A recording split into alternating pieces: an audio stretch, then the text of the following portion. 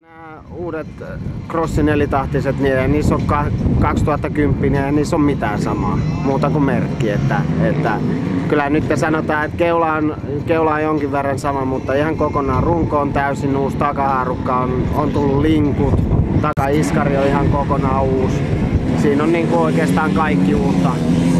uutta tässä 11 mallissa. Ja mitä itse tuossa on ajanut, niin on kerennyt kokeilla, niin kyllä on niin itse aika vakuuttunut siitä, että pyörä on niin mutkissa tosi kevyen tuntunen, 4,5 kaskin on kevyen tuntunen ja tosi ketterä ajaa, mutta kuitenkin sitten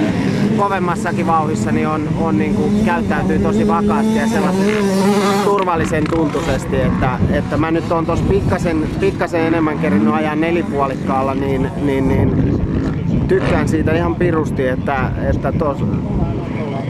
tossa on niinku, keula on mulle pikkasen liian pehmeä, mutta muuten kone ja takaiskarin toiminta ja muutenkin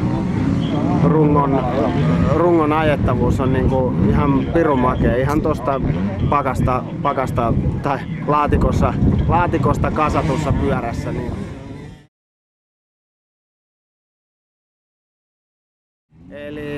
Eli kyllähän siinä niinku, heti kun kuutioita pienennetään vähäsen siitä, niin onhan se 3,5 on, täytyy sanoa, että se on vähän niinku sellainen,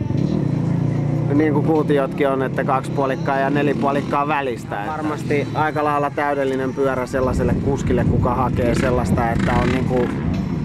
sanotaan tällainen vähän niinku 2,5 nelarin moottorin käytön, tehojen käyttö on niinku 2,5 niin kun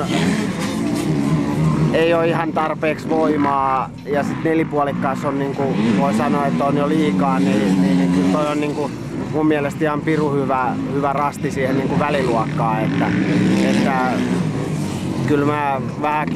itsekin vähän painavempi kaveri, niin isokokoisempi kaveri, niin